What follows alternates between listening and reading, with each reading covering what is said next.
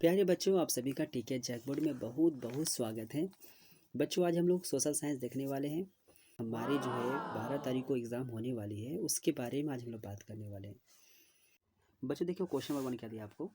Question number 1 ये कह रहा है कि आपको बताना है कि ये जैव संसाधन का यानी कि बायोलॉजिकल रिसोर्स का 4 ऑप्शन दिया हुआ है आपको हिंदी में, और इंग्लिश में भी देखिए 4 ऑप्शन दिया हुआ है। ठीक है, तो आपको बताना है कि जैव संसाधन का उदाहरण कौन है, बायोलॉजिकल रिसोर्स का एग्जाम्पल कौन सा है इन 4 ऑप्शन में। तो प्यारे बच्चों, सबसे पहले आपको जानना पड़ेगा कि ये जो है आपका बायोलॉजिकल रिसोर्स यानी कि जैव संसाधन होता है क्या है। बच्चों देखो, जो लिविंग थिंग्स होते हैं ना, सही जो जंतु है, उन्हीं को कहते हैं हम लोग बायोलॉजिकल रिसोर्स, इसको कहते हैं जैव संसाधन, यानी जो जिंदे प्राणी होते हैं उसको कहते हैं। तो यहाँ पे देखिए 4 ऑप्शन दिया हुआ है, मनुष्य, जल, सूर्यताप, लौह अयस्क। यानी कि मनुष्य मतलब आदमी, ठीक है, वो तो जिंदा ही होता है। लेकिन दूसरा ऑप्शन देखो, पानी दिया हुआ है, सूर्यताप मतलब तो आपका सूर्य का गर्मी, और लौह अयस्क यानी कि जो आयरन और मतलब कि जो मिट्टी से जो आयरन निकलते हैं, गंदे आयरन जो निकलते हैं, जो जो जो प्योर नहीं होते हैं, उसको कहते हैं आयरन और। ठीक है, तो ये चारों ऑप्शन में हम देखते हैं कि ये 3 जो है आपके जो है नीचे के बी सी डी, ये जो है आपका निर्जीव है। लेकिन मनुष्य क्या होता है आपका, वो क्या होता है, वो आपका सजीव होता है। इसलिए आपका क्या हो जाएगा, आंसर मैन हो जाएगा। ठीक है प्यारे बच्चों, देखो इस क्वेश्चन में ये क्या कह रहा है, विश्व में शांति बनाए रखने के लिए, यानी वर्ल्ड में जो आपका जो है पीस बनाए रखने के लिए, जो हमारे समाज में जो संसाधन हम लोग को दिया गया है, यानी जो हमारा रिसोर्स है, उसको बाकी सभी समाजों में किस तरह हम लोग को बंटवारा करना चाहिए, यानी ह्यूमन जो है जो है सोसाइटी के बीच में डिस्ट्रीब्यूशन हम लोग किस तरह करना चाहिए। 4 ऑप्शन दिया है कि हम अमीर के हिसाब से करेंगे, गरीब के हिसाब से दिखा करेंगे, या सरकार के हिसाब से करेंगे, या न्याय संगत यानी इंसाफ के साथ करेंगे। ठीक है, तो प्यारे बच्चों, सबसे पहले हम लोग वर्ड देख लीजिए। फिर से हम लोग बता रहे हैं यहाँ पे संसाधन यानी कि रिसोर्स क्या होता है। प्यारे बच्चों, संसाधन या रिसोर्स उसको कहते हैं जो हमारे डेली लाइफ में यूज होने वाले, चाहे वो कुदरत के द्वारा हो या फिर इंसान के द्वारा हो, यानी मैन मेड या फिर नेचुरल, जितनी भी सामान है वो सारे सामान को हम लोग रिसोर्स कहते हैं। वो सारे चीज़ों को हम लोग जो है, जो हमारे डेली लाइफ में इस्तेमाल होने वाला हो, उसको हम लोग रिसोर्स कहते हैं। देखिए हमारे आसपास बुक्स है, किताब है, टेबल है, फर्नीचर है, फ़ैन है, एसी है, फ्रीज है। इसके अलावा आप देख सकते हैं सर, हमारे जो है ये सब मैन मेड था। अब बाकी हम लोग नेचुरल की बात करेंगे, हवा हो गया, पेड़ हो गया, ठीक है, पहाड़ हो गए, समुद्र हो गए, तालाब हो गए, या फिर जितनी भी हम लोग मिनरल्स निकल रहे हैं, कोयला, अभ्रक, सारे जो है वो सारे नेचुरल रिसोर्स है। तो प्यारे बच्चों, ये सारे जो हमारे डेली लाइफ यूज होने वाला है। तो एक इंसानियत ये कहता है, और एक ये डेमोक्रेसी ये कहता है कि अभी सारे समाज के साथ, सभी इंसानों के साथ जो भी संसाधन है वो बराबर बराबर, सभी का उसमें बराबर अधिकार है। ठीक है, तो प्यारे बच्चों, यहाँ पे क्वेश्चन नंबर यानी ऑप्शन नंबर डी, न्याय संगत यानी जस्टिफाई, इसका क्या होगा, सही आंसर होगा। आइए क्वेश्चन नंबर 3 देखते हैं। क्वेश्चन नंबर 3 ये कह रहा है कि एक कबूतर है, निकोबारी कबूतर, यानी कि निकोबारिस पिजन, उनका आपको बताना है कौन सा स्पीसीज के जानवर होते हैं, यानी कौन से जातियों का वो जानवर होते हैं, वो बताना आपको। ठीक है,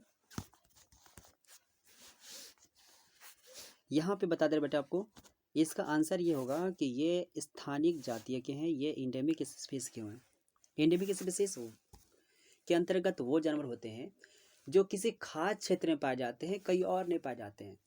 जैसे कंगारू जो है वो ऑस्ट्रेलिया में पाया जाता है, कहीं और वो नहीं पाया जाएगा, कहीं और वो नहीं रह सकता है, उसी जगह खास ऑस्ट्रेलिया के लिए वो जानवर बनाकर वहीं पे पाया जाएगा। ठीक है, तो वैसे निकोबारी कबूतर जो होते हैं वो एक खास क्षेत्र में पाए जाते हैं, वो खास भौगोलिक एरिया में रहते हैं, वो खास जो जोग्राफिकल एरिया में रहने वाले वो जानवर होते हैं, वो कहीं और नहीं पाए जाते हैं। इसलिए इसको क्या आंसर होगा, स्थानीय जाति होंगे। ठीक है, लेकिन बच्चे थोड़ा सा मैं आपको बाकी और जातियों से रूबरू करवा देता हूँ।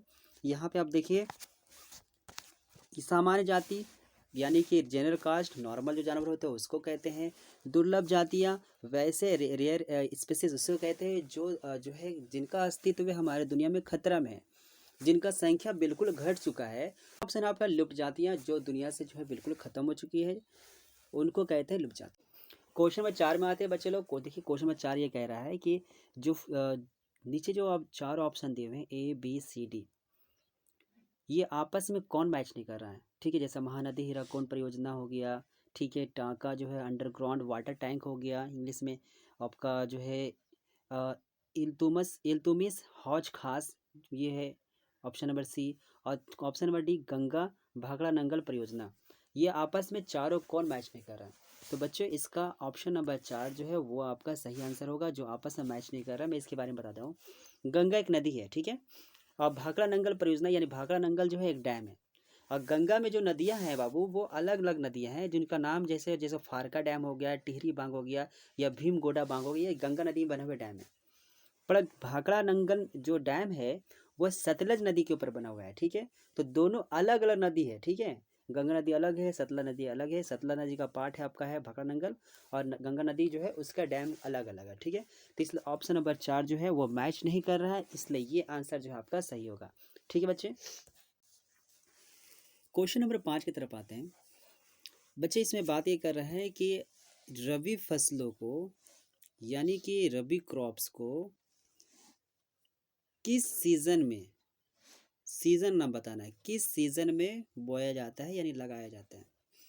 तो प्यारे बच्चों इसका आंसर ये है कि रबी क्रॉप्स यानी रबी फसल वो होते हैं जिसको ठंडे ऋतुओं में लगाया जाता है, यानी कोल्ड सीजन में यानी विंटर सीजन में लगाया जाता है, उसे कहते हैं हम लोग रबी फसलें, ठीक है। तो इसका आंसर क्या होगा? शीत होगा, कोल्ड होगा, ओके। क्वेश्चन नंबर 6 की तरफ बच्चे लोग हम लोग आते हैं। जो चाय की कृषि जो है यानी टी का जो आपका टी जो एग्रीकल्चर है, जो हम लोग जो है चाय पत्ती का खेती करते हैं, वो किस प्रकार का जो है कृषि है, किस प्रकार का एग्रीकल्चर है। तो प्यारे बच्चों मैं सबके बारे में बताता हूँ बारी बारी। देखिए ऑप्शन नंबर 1 क्या है? जीवन निर्वाह और प्रारंभिक। ये जो ऑप्शन नंबर 1 और 2 है ना बाबू, दोनों सेम है। यानी कि वैसा एग्रीकल्चर होता है जिसमें हम अपने जीवन निर्वाह करने के लिए यानी कि थोड़ा सा हम लोग खेती बाड़ी करते हैं, जिस जो हम लोग को ज़िंदगी मतलब बहुत से किसान ऐसे होते हैं गरीब होते हैं, वो उतना ही जो है कृषि कर पाते हैं जिससे उसका घर का पालन पोषण हो पाए, उसी को कहते हैं जीवन निर्वाह कृषि या भी प्रारंभिक कृषि। यानी 3 जो है आपका जो है रोपण कृषि, जो कि आपका चाय कृषि जो है इसी के अंतर्गत हम आते हैं। रोपण कृषि क्या होता है? एक ही फसल को ध्यान दिया जाता है कि एक ही तरह का फसल को जो है ज़्यादा महत्व दिया जाता है, जैसे चाय हो गया, रबड़ का खेती हो गया, केला का खेती हो गया, ये सब जो है महंगे खेती होते हैं। इसमें सिर्फ और सिर्फ स्पेशली सिर्फ इसमें ध्यान दिया जाता है, और इसमें बहुत ज़्यादा कैपिटल यानी कि पैसा पूंजी की ज़रूरत होता है, और बहुत ज़्यादा श्रम की ज़रूरत है यानी लेबर्स की ज़रूरत होता है। यानी ये खर्चीला होता है, ये एक तरह का बोल सकते हैं ये बिजनेस वाला जो है आपका जो है ये एग्रीकल्चर है, जिसमें ये बिजनेस होता है, बहुत ज़्यादा कमाई होता है और बहुत ज़्यादा खर्चा भी होता है। ऑप्शन नंबर डी जो है आपका झूम कृषि, ये पहले ज़माना हुआ करता था कि जैसे कई लोग जो है किसी क्षेत्र में गए, वहाँ के जो है पेड़ पौधों को जंगलों को जला दिए और फिर वहाँ पे खेती किए। जब तक उस खेत में उर्वरता था, ठीक है, तब तक उसमें कृषि किए, खेत फिर वहाँ ख़त्म होने के बाद किसी और ज़मीन पे वहाँ पे जाकर फिर वो क्या करते, काटते जगह को जलाते, फिर वहाँ पे कृषि करते, ठीक है। तो इसको कहते हैं झूम कृषि। तो प्यारे बच्चों हमारा ऑप्शन नंबर जो है सी रोपण कृषि, ठीक है। ऑप्शन नंबर प्लांटेशन एग्रीकल्चर जो है राइट आंसर होगा। क्वेश्चन नंबर 7 में आते हैं बच्चे। इसमें देखिए यहाँ बात कर रहा है कि झारखंड में जो है एक शहर है गोवा, अगर है नोवा मंडी, ठीक है। दोनों जो है पश्चिम सिंहभूम में पाया जाता है, कौन सा मिनरल पाया जाता है, ठीक है। तो प्यारे बच्चे इसका आंसर क्या होगा कि इसमें जो है आपका लौह अयस्क यानी कि आयरन और पाया जाता है, ठीक है बच्चे। क्वेश्चन नंबर 8 हम लोग आते हैं।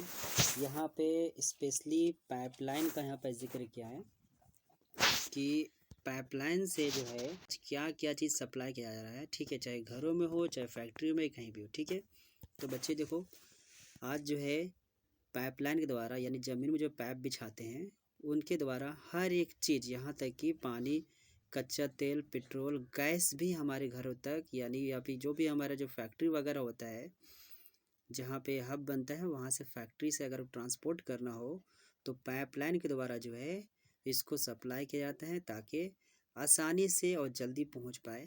तो पाइपलाइन आजकल बहुत ज़्यादा डेवलप कर चुका है। आज हमारे घरों में पाइपलाइन के द्वारा हर एक चीज़ पहुँच रहा है, चाहे वो फैक्ट्री हो चाहे घर हो, हर जगह पे पाइपलाइन के द्वारा हमारा हर कुछ पहुँच रहा है, ठीक है। तो इसका आंसर क्या होगा? ऑप्शन नंबर डी आपका जो है आपका राइट आंसर होगा। प्यारे बच्चों देखो ये क्वेश्चन हमारे ये 9 ये क्या कह रहा है, हमारे देश में जो है 22 प्रमुख भाषाएं हैं, ठीक है। 22 प्रमुख भाषाएं हैं और उसको संविधान में किस अनुसूची में, यानी कि 22 मेजर लैंग्वेज है हमारे कंट्री में, ठीक है, तो उसको किस शेड्यूल में, कॉन्स्टिट्यूशन किस शेड्यूल में रखा गया है। तो प्यारे बच्चे इसका आंसर बहुत ही आसान है बच्चे, इसको 8वीं सूची में यानी कि 8 में रखा गया है, ठीक है। ओके, इसको याद कर लीजिएगा। प्यारे बच्चों इसमें क्या बोल रहा है, स्थानीय शासन व्यवस्था में महिलाओं के लिए कितना पद आरक्षित होता है, यानी कि लोकल गवर्नेंस सिस्टम में वुमेन्स के लिए कितना सीट जो है रिजर्व किया जाता है वो बताना है, ठीक है। तो बच्चे इसका आंसर होगा 1/3 1/3, यानी कि महिलाओं के लिए जो पोस्ट मिलेगा वो सिर्फ औरतों के लिए मिलेगा, ठीक है, इसमें जो है पुरुषों का अधिकार नहीं होगा। प्यारे बच्चों इस क्वेश्चन में ये बोलना चाह रहा है कि अमेरिका में जो है नागरिक अधिकार आंदोलन, यानी कि लोगों के हक का लिए जो आंदोलन जब वो कब हुआ था, यानी कि सिविल राइट मूवमेंट, आंदोलन मतलब मूवमेंट होता है, अमेरिका में कब हुआ था वो बताना आपको। तो प्यारे बच्चों इसका आंसर आपको याद करना पड़ेगा। इसका आपका आंसर है 1954 से लेकर 1968 तक, 1954 से लेकर 1968 तक आपका क्या होगा, सही आंसर होगा, ठीक है। प्यारे बच्चों इस क्वेश्चन में क्या कह रहा है, इसने बताना है कि पूरे भारत के राज्यों में, ठीक है, जो विधानसभा होता है यानी असेंबली होती है स्टेट का, वो औरतों का जो है स्टेट असेंबली में वुमेन का जो है परसेंटेज कितना है, ठीक है, विधानसभा में कितना उनका रोल है, कितना वो लीडिंग कर रही है, कितनी औरतें लोग लीडर है वो बताना आपको, ठीक है। तो प्यारे बच्चों इसका आंसर ये है कि आज हमारे देश में जो है 5% से भी कम औरतें, लेस देन 5% जो है उनका भागीदारी है, उनका 5% से भी कम है, यानी कि बात करेंगे कि विधायकों की संख्या 5% से भी कम है। कौन विधायकों का, लेडी का, यानी औरत विधायकों की संख्या 5% से कम है, ठीक है। बच्चों यहाँ पे गौर कीजिए, इसमें बोल रहा है ना कि कौन सा देश में द्विदलीय व्यवस्था है, क्या बोल रहा है, द्विदलीय, यानी कौन से कंट्री में 2 पार्टी सिस्टम है। तो प्यारे बच्चे सबसे पहले हम लोग जानना पड़ेगा कि ये 2 पार्टी सिस्टम क्या है, यानी द्विदलीय सिस्टम क्या है। बच्चे द्विदलीय पार्टी सिस्टम वैसा व्यवस्था है जैसे किसी देश में 2 ही पार्टी को मान्यता मिलेगा कि 2 मेन पार्टी है, एक पार्टी जो है सरकार बनाएगी, दूसरा पार्टी उसका अपोजिशन होगा, एक पार्टी सरकार सत्ता में रहेगी, दूसरा उसका विपक्ष रहेगी, ठीक है। इसको अच्छी तरह समझने के लिए सबसे पहले हम लोग अपने देश में जो है जो सरकार है उस पर थोड़ा गौर करते हैं। बच्चे हमारे देश में जो है ऐसा कोई फिक्स नहीं है कि 2 ही पार्टी यहाँ पे मेन है, यहाँ पे कई पार्टी है जो राष्ट्रीय लेवल पार्टी है। अभी हम लोग देखते हैं यहाँ पे हमारा जो है सरकार जो है बीजेपी का है जो हमारा, और उसके विपक्ष में जो है कई पार्टी है, कांग्रेस पार्टी है, आपका जेएमएम है, आरजेडी है, ठीक है, समाजवादी पार्टी है, तो कई पार्टी जो है विपक्ष में है, ठीक है। तो इस प्रकार हम देखते हैं सर कि हमारे देश में 2 पार्टी सिस्टम नहीं है, मतलब हमारे पार्टी में सिर्फ 2 ही पार्टी में नहीं है, ठीक है, कई पार्टी जो है वो अपना दावा कर सकते हैं, अगर उसके पास बहुमत हो तो प्रधानमंत्री के लिए, मतलब वो राष्ट्र पार्टी बन सकती है अगर वो बहुमत हर स्टेट से जीतते जाए तो, ठीक है। तो प्यारे बच्चों यहाँ हम लोग देखेंगे तो यहाँ पे अमेरिका में जो है एक ऐसा देश है जहाँ पे 2 ही पार्टी को जो है मान्यता मिला है, जो 2 मेन पार्टी है, ठीक है। इसके कई फ़ायदे भी है, कई नुकसान भी है। अगर ये क्वेश्चन अगर लॉन्ग में कर रहा तो मैं आपको इस क्वेश्चन को बढ़िया से समझाऊंगा कि 2 पार्टी सिस्टम क्या होता है, द्विदलीय पार्टी क्या होता है, ठीक है। क्वेश्चन नंबर 14 में आते हैं। इसमें ये कह रहा है कि नेपाल में राजतंत्र किस वर्ष समाप्त किया गया, यानी कि नेपाल में मोनार्की जो था वो नेपाल में कब खत्म कर दिया गया, तो यानी राजतंत्र क्या होता है वो हमें जानना होगा, ठीक है। तो प्यारे बच्चे आप लोग भी जानते हैं, यानी कि राजतंत्र मतलब क्या होता है, राजा का सरकार, ठीक है, और लोकतंत्र मतलब क्या होता है, वो क्या होता है, जनता का सरकार। यानी लोकतंत्र में यानी बनते हैं प्रधानमंत्री बनते हैं या राष्ट्रपति बनते हैं, जिसको क्या करते हैं, जनता वोट देकर बनाती है, ठीक है। 2008 जो है यहाँ पे सही आंसर है, यानी नेपाल में 2008 में इसको ख़त्म कर दिया गया, यानी 2008 से पहले नेपाल में राजा हुआ करते थे, और 2008 के बाद अब क्या होता है, वहाँ पर इलेक्शन होती है, वहाँ प्यारे बच्चों देखो यहाँ पे इस क्वेश्चन में क्या है ना, एक बोलिविया एक कंट्री है। यहाँ पे क्या हुआ ना, जो पीने के पानी थे ना उसको क्या कर दिया गया, निजीकरण कर दिया गया, यानी कि प्राइवेटाइजेशन कर दिया गया। इसका मतलब ये हुआ कि वो जो पानी जितने थे उसको एक कंपनी का हाथ में दे दिया गया टेंडर। वो कंपनी अपने मनमानी दाम से आम जनता को बेच रही थी, ठीक है। तो इसके खिलाफ एक आंदोलन हुआ, यानी कि एक मूवमेंट हुआ, ठीक है। तो उसकी अगुवाई यानी उसका जो है उसको लीड कौन सा ऑर्गेनाइजेशन कर रही थी वो आपको बताएं। आखिर ये आंदोलन क्यों हुआ इसके बारे में थोड़ा जान लेते हैं। प्यारे बच्चों, बोलिविया एक कंट्री है, ठीक है। ये साउथ अमेरिका कंट्री है। यहाँ पे पानी को निजीकरण कर दिया गया, यानी कि कंपनी को क्या किया गया, टेंडर दे दिया गया। अब वो कंपनी मनमानी दाम पे जो है जनता को पानी बेच रही थी, जिससे जनता को बहुत ज़्यादा परेशानी होने लगा। उनका सैलरी का, उनकी कमाई का बहुत ज़्यादा हिस्सा पानी खरीदने में लग जाने लगा। इससे लोगों के अंदर में गुस्सा होने लगा, लेकिन वो कुछ नहीं कर पा रहे थे। उन्होंने बरसात का वेट किया। बरसात जब आई तो बारिश के मौसम में उन्होंने क्या किया, पानी जमा करना शुरू किया। लेकिन जैसे वो बरसात के पानी जमा करते हैं कि वहाँ की सरकार उसको इलीगल घोषित कर देती है कि भाई आप पानी जो गलत जमा कर रहे हैं वो गलत है, वो सरकार के नियम के खिलाफ है, समझ गए। तो इससे और लोगों के अंदर गुस्सा हो गए। प्यारे बच्चों, ये आंदोलन बहुत ही ज़्यादा हिंसक थी। इसमें जो है प्रशासन द्वारा लाठीचार्ज, गोलीबारी और कई प्रकार के हिंसक झड़प हुए। तो ये था इसका शॉर्ट में मैं बता दिया आपको, ठीक है। क्यों ऐसा कोई कंट्री करना नहीं चाहिए, किसी को पानी में टैक्स नहीं लगाना चाहिए, ठीक है, वो खासकर प्राइवेट नहीं करना चाहिए। तो इसका आंसर जो है ये होगा। ये कंपनी जो है, ये फीडिकोर जो है आपका क्या कर रहे थे, इस मूवमेंट का जो है, इस आंदोलन का जो है अगुवाई कर रही थी, ठीक है। बच्चों क्वेश्चन 16 में हम लोग आते हैं। इसमें बोल रहा है कि केरल में शिशु मृत्यु दर कम होने के कारण क्या है।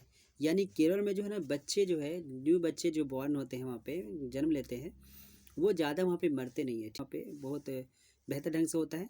इसका वजह क्या है, तो प्यारे बच्चों इसका वजह ये है कि देखिए जहाँ पे एजुकेशन बेस्ट रहेगा वहाँ पे हेल्थ भी बेस्ट रहेगा। समझ में आ रहा कि नहीं आ रहा। तो इसलिए यहाँ पे जो है केरल जो है अच्छा डेवलप्ड जगह है, ठीक है। वहाँ के एजुकेशन सिस्टम, हेल्थ सिस्टम बहुत ही बेहतर है। यहाँ के लोग पढ़े लिखे, मैक्सिमम लोग पढ़े लिखे हैं यहाँ पे, ठीक है। तो इसका आंसर क्या होगा, यहाँ पे जो है लोग, यहाँ पे मौलिक सुविधा यानी बेसिक जो फैसिलिटीज़ है आपका, यहाँ पे एजुकेशन का और हेल्थ का सारा यहाँ पे मौजूद है। इसी कारण यहाँ पे जो बच्चे जो जन्म लेते हैं यहाँ पे उनका ज़्यादा मौत नहीं होती, उनका रेट बहुत ही कम है, ठीक है। प्यारे बच्चों, ये क्वेश्चन 17 देखिएगा। यहाँ पर निम्नलिखित में से किसे संगठित क्षेत्र में नियोजित कहा जा सकता है। यानी इसमें कहना ये चाह रहा है कि 4 ऑप्शन दिया हुआ है, इसमें बताना है कि चारों ऑप्शन में कौन संगठित क्षेत्र के अंतर्गत आएगा, किसको संगठित क्षेत्र कह सकते हैं। यानी इंग्लिश में इन चारों ऑप्शन में किसको हम लोग जो है ऑर्गेनाइज सेक्टर कह सकते हैं, किसको हम लोग कह सकते हैं इन चारों ऑप्शन में कौन ऑर्गेनाइज सेक्टर है, ठीक है। तो बच्चे सबसे पहले हम लोग जानना पड़ेगा कि ये जो है संगठित क्षेत्र क्या होती है, ये जो है ऑर्गेनाइज सेक्टर आखिर क्या होते हैं वो बताना होगा, ठीक है।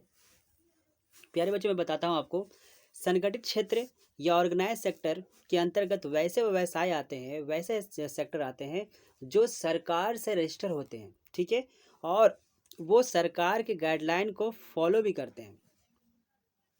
इसमें काम करने वाला एम्प्लॉय का काम करने का घंटा और सैलरी सब फिक्स रहता है, सब क्लियर रहता है, यानी कि एक परमानेंट जॉब होता है, ठीक है। तो यहाँ हम देख सकते हैं, यहाँ पे इन चारों ऑप्शन में बहुराष्ट्र कंपनी के परमानेंट एम्प्लॉय इसमें सही आंसर होगा, ठीक है। खराब में आते हैं हम लोग, देखते हैं यहाँ पे। इसमें बोल रहा रोजगार को अधिक अवसर उत्पन्न करने के लिए को इसमें से कौन कौन सा उपाय है वो बताना आपको।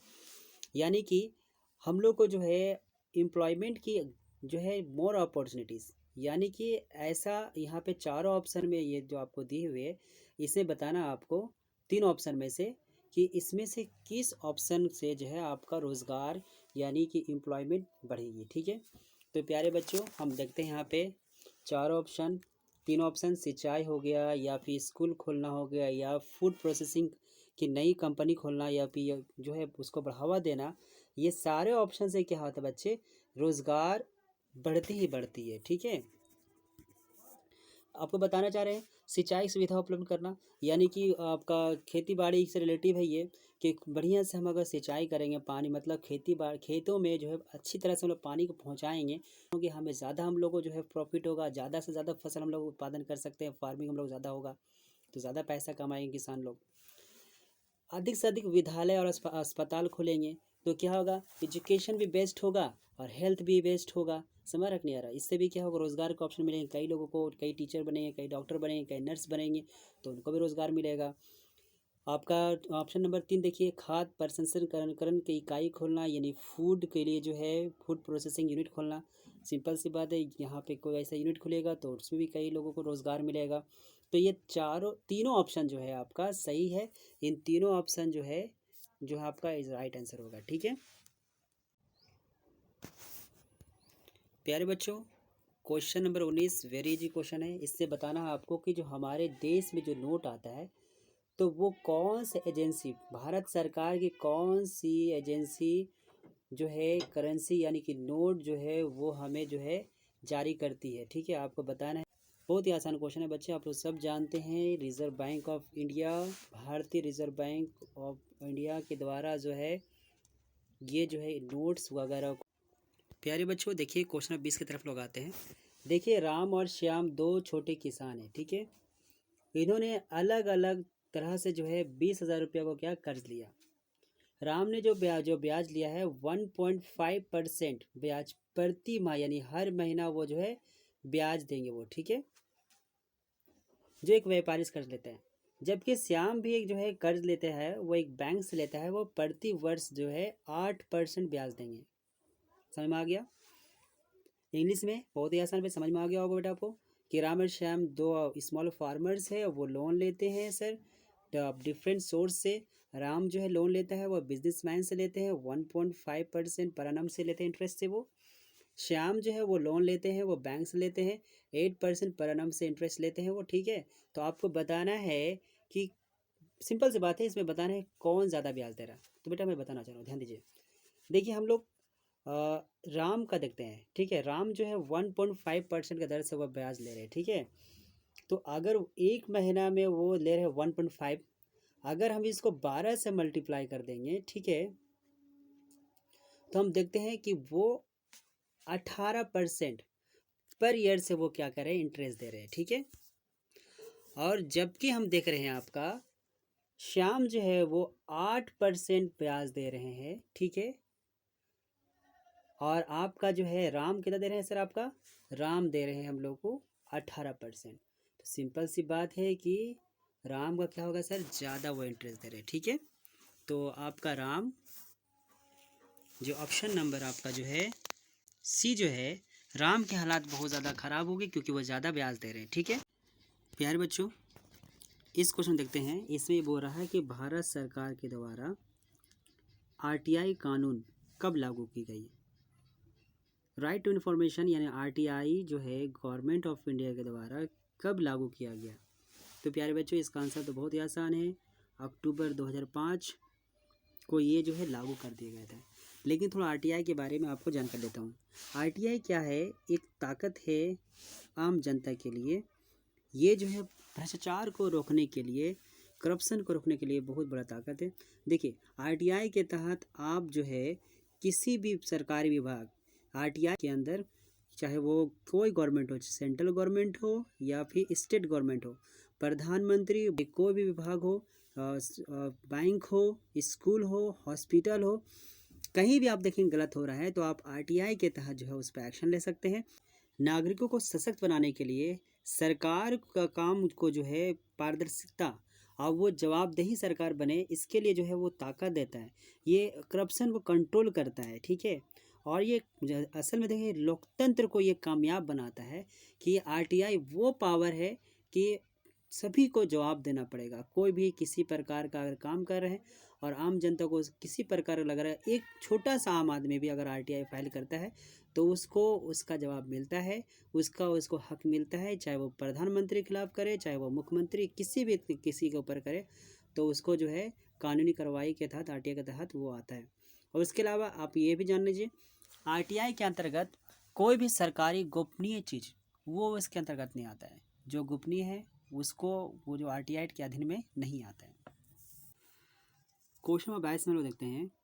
इसे ये बोल रहा है कि सरकार द्वारा, ठीक है, अवरोध अथवा प्रतिरोध हो, यानी गवर्नमेंट के द्वारा बैरियर और रिस्ट्रिक्शन को रिमूव करने की प्रोसेस ऑफ रिमूविंग को क्या कहते हैं हम लोग, यानी कि अवरोधों और प्रतिरोधों को हटाने की प्रक्रिया को क्या कहते हैं। तो बच्चे इसका आसान आंसर है ऑप्शन नंबर आपका सी, इसको कहते हैं उदारीकरण, लिबरलाइजेशन। क्वेश्चन नंबर 23, अर्नेस्ट रेनन किस देश का दार्शनिक था, यानी किस देश का ये फिलोसोफर था, उस देश का नाम बताना। ठीक है, तो ये किस देश का था, ये फ्रांसीसी थे, ये फ्रेंच के थे। क्वेश्चन 24 में लोग आते बच्चे। ठीक है, फ्रांस की क्रांति कब हुई, ये फ्रेंच रिवॉल्यूशन कब हुआ वो बताना आपको। ठीक है बच्चे, तो इसका आंसर ऑप्शन नंबर ए है 1789 में, 1789 में इसका सही आंसर। नंबर 25 में यंग इटली के नाम जान रहे हैं कि यंग इटली जो इटली यूनिफिकेशन में बहुत बड़ा रोल निभाया था। यंग इटली अंडरग्राउंड ऑर्गेनाइजेशन का जो है संस्थापक कौन थे, ओके, जोसेफ मैसन। नेक्स्ट क्वेश्चन है सर कि महात्मा गांधी साउथ अफ्रीका से कब लौटे थे, तो ये 1915 में, जनवरी 1915 में ये लौटे थे। क्वेश्चन 27 में लोग आते हैं बच्चे, ये बोला पूना पैक्ट डॉक्टर भीमराव अम्बेडकर और किसके बीच हुआ था, पूना पैक्ट।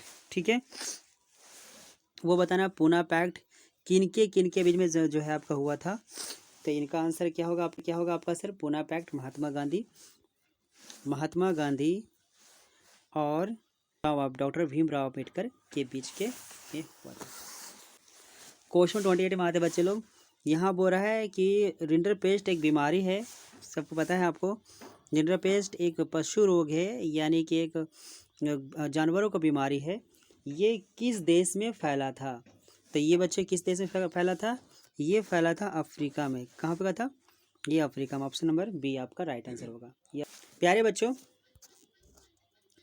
अगला क्वेश्चन है कि इसमें से कौन सा देश मित्र राष्ट्र के पाले में था। आंसर कौन होगा सर आपका, ब्रिटेन। कौन होगा हम लोग का, ब्रिटेन क्या है, हैंड्स ऑफ अलायंस में थे, यानी कि मित्र राष्ट्र के। नेक्स्ट है सर आपका 30 नंबर लास्ट क्वेश्चन एमसीक्यू का है, स्पेनिश यानी मशीन किसके द्वारा बनाई गई थी, कौन इसको क्रिएट किए थे बताना आपको सर, स्पेनिश यानी मशीन को। ठीक है, तो इसका राइट आंसर है आपका जेम्स हर्ब गिब्स, इसका आंसर ये होगा। ठीक है।